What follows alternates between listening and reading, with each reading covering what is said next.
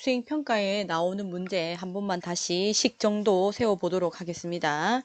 자, 일단 미지수 정하기요. 네, 미지수 정하기는 문제에 있는 대로 적어주면 됩니다.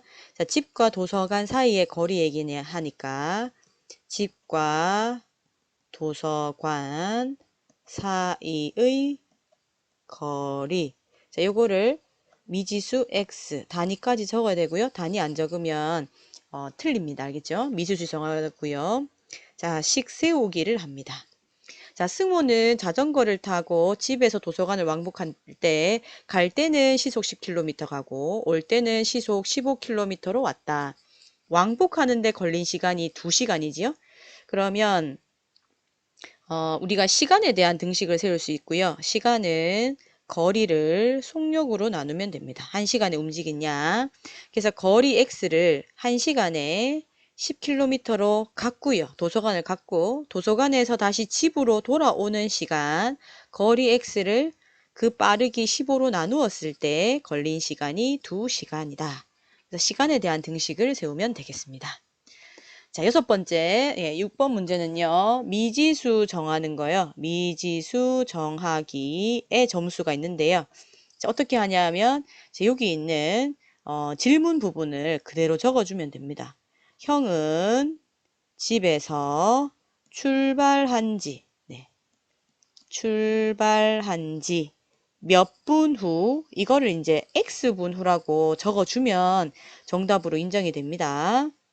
X분 후에 동생을 만난다. 이렇게 하면 됩니다. 동생을 만난다. 이렇게 다 적어주면 되고요.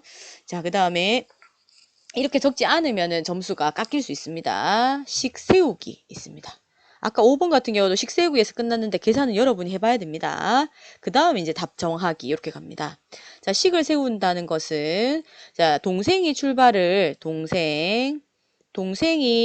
출발을 하는데 8시에 출발했다. 그러면 형은 8시 10분 후니까 8시 10분에 출발한다 라고 보면 되는 거죠. 자, 식 세우기는요. 거리에 대해서 식을 세우면 됩니다.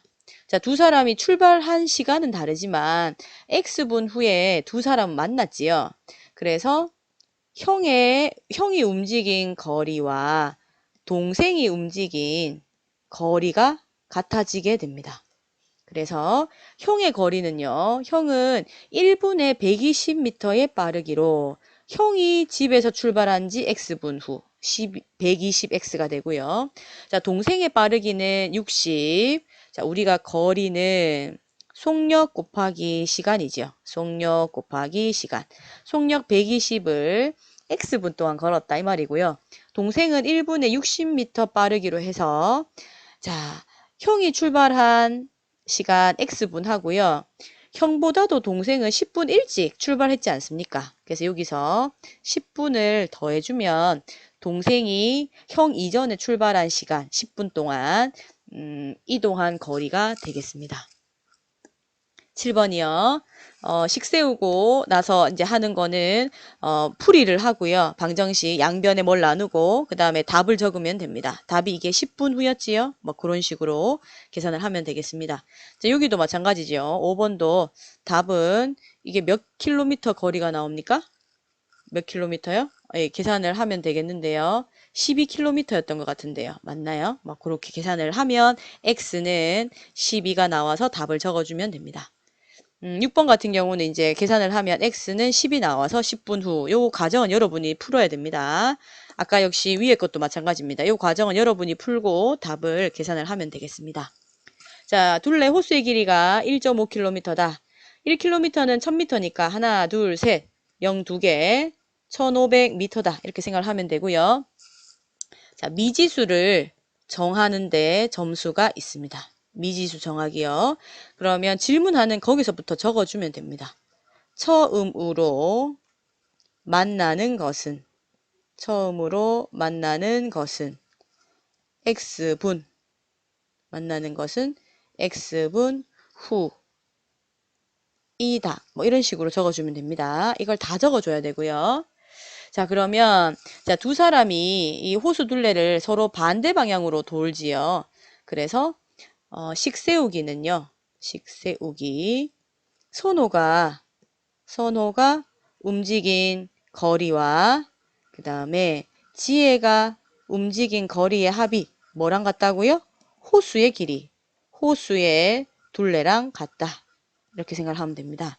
자, 선호 역시 빠르기가 있고요. 그 다음에 x분 동안 걸었네요. 60x 되고요. 지혜는 1분에 90m x분 동안 움직여서 호수 둘레 1500m가 나오면 됩니다. 이걸 계산하면 x는 10이 나올 거고요. 자, 답 구하기 나옵니다. 여기는 이제 풀기를 하고요. 자, 답 구하기 하면 답은 10분 후가 되겠네요. 그래서 미지수 정하는 것만 여러분이 조금 알아두면 되겠습니다. 자, 8번. 그리스의 수학자 피타고라스가 제자가 몇 명이냐 물음에 답하려고 했다. 피타고라스 제자는 모두 몇 명인가요? 이렇게 얘기를 합니다.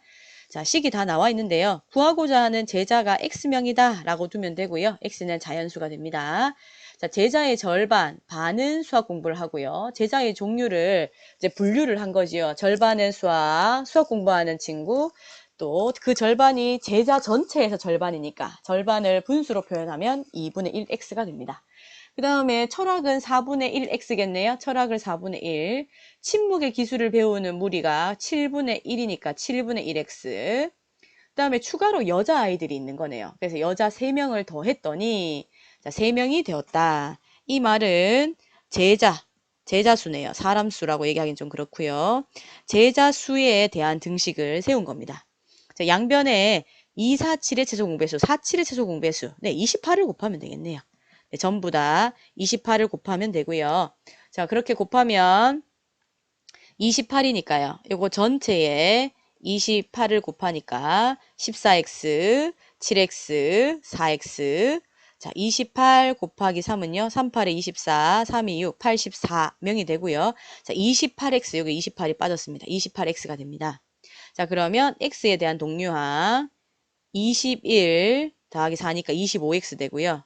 84가 되네요. 그죠? 21x 더하기 84는 28x가 되고요. 25x를 양변에 빼겠습니다. 3x 되고요. 84. 양변에 3으로 나누면요. 3으로 나누면 28이 되겠네요. 제자는 28명이 되겠습니다. 자, 9번이요. 캠핑을 간 학생 19명이 있고요. 모두 3개의 조로 나누어 식사를 담당했다. 아침조는 점심조보다 1명이 적고요. 저녁조는 점심조보다 2명이 많다. 자, 이럴 때는 사용하는 게 자, 미지수가 각 조의 학생 수를 모두 구하라 얘기를 하죠. 그래서 이럴 때는 점심조보다 얘기하죠. 점심조보다 얘기를 하니까 점심조를 미지수 x로 두는 게 좋습니다. 점심조를 미지수 x. 자, 그러면 아침조는요. 점심조보다 1명이 적다. x 빼기 1 되고요. 저녁조는 점심조 x명보다 2명이 많다. 이렇게 얘기를 하네요. x 더하기 2가 되고요. 그러면은 아침조, 점심조, 저녁조를 다 합한 친구가 19명이 되면 되겠네요. 19명. 자, x니까 3x 되고요. 마이너스 1 플러스 2 계산하면 플러스 1 되고요. 19가 됩니다. 자, 3x는 이제 1을 이항하니까 1을 양변을 빼면 18이 되고요. 양변에 3으로 나누면 x는 6 이렇게 나옵니다. x는 6. 그래서 x가 6, 점심조가 6명이네요. 6명보다 1명 적고요. 아침조 5명. 저녁조는 점심조보다 2명이 많은 8명 이렇게 되겠습니다.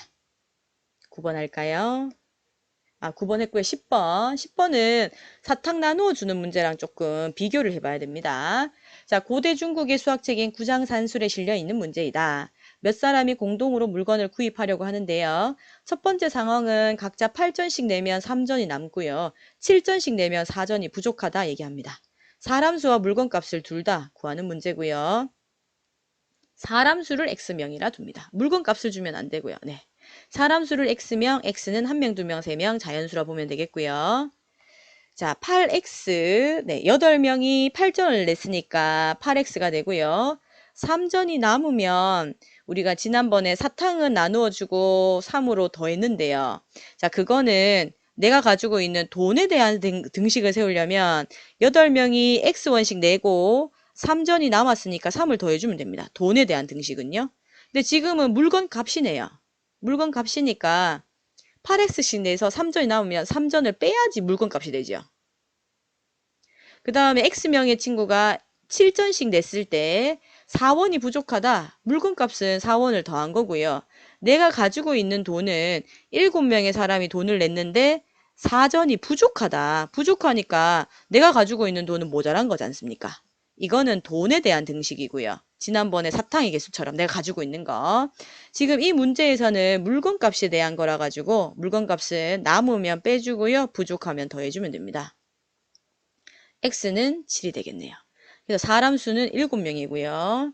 물건 값은 이 물건 값에 대한 등식에다가 대입해주면 됩니다.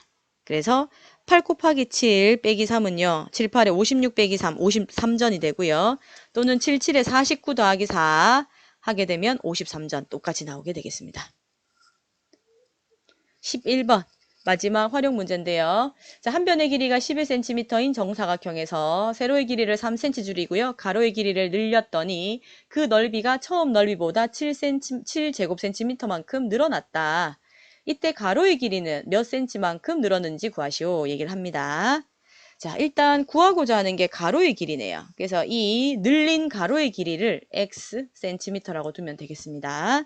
자, 한 변의 길이가 11cm인 정사각형에서 얘기를 하지요.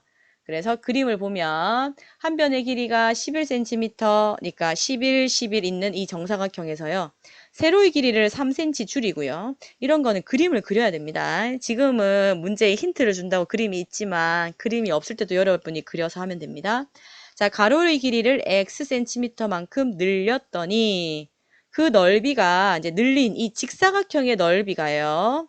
처음 넓이 정사각형보다 7제곱cm만큼 늘어났다. 늘어나면 더해주면 됩니다. 그래서 지금 만들어진 직사각형은요. 세로의 길이가 11 빼기 3이니까 8cm 되고요. 가로의 길이 전체는 11에서 x를 더한 만큼 나오죠. 그죠? 그래서 요거는 가로의 길이를 갈로를 해서 네, 이거 전체의 8배를 해주면 됩니다.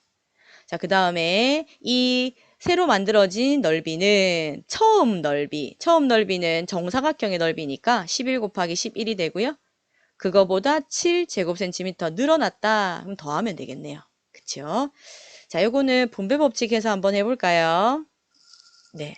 자, 하면 88 더하기 8x 되고요. 11 곱하기 11은 이게 121이 됩니다. 더하기 7하면 128이 되고요. 자, 8x는 128 빼기 88이니까요. 40이 되겠네요. x는 5 이렇게 됩니다. x는 5. 정답은 5cm가 정답이 되겠습니다. 네, 활용은 여기서 끝내도록 하고요. 활용 숙제는 힌트 없는 종이가 있으니까 11문제를 반드시 풀어보시기 바랍니다. 수고하셨습니다.